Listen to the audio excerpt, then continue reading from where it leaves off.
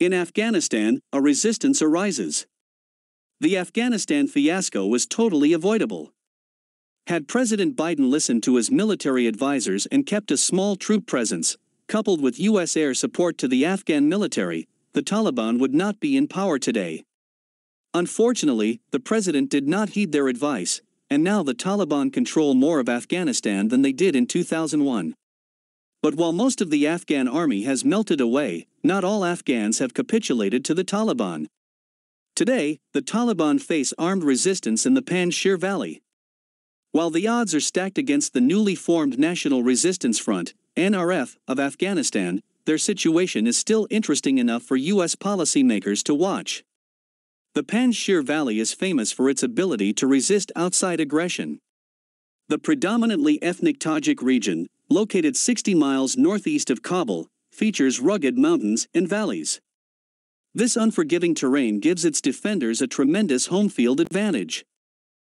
During the 1980s, the Soviet army made numerous attempts to capture Panjshir, only to come away with nothing. While the Soviets could capture much of the main valley and its villages, they always failed to capture the side valleys which sheltered the resistance.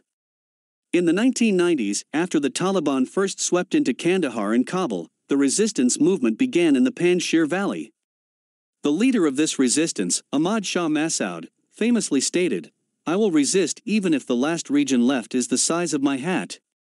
Massoud was assassinated in Takhar province by Al-Qaeda 2 days before the September 11, 2001, attacks on America.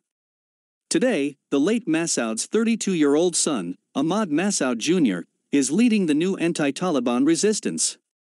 The younger Massoud was only 12 when his father was assassinated.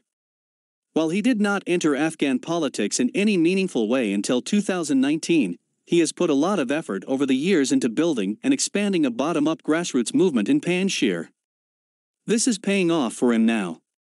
He has a broad following because of his father's legacy. The exact number of former Afghan soldiers, commandos, and police that have made it to Panjshir to join the NRF is unknown, but it may range as high as 10,000 fighters. The Taliban have encircled the region and captured large sections of the main valley. However, it is estimated that the NRF controls all the crucial side valleys, which make up about 60% of the province.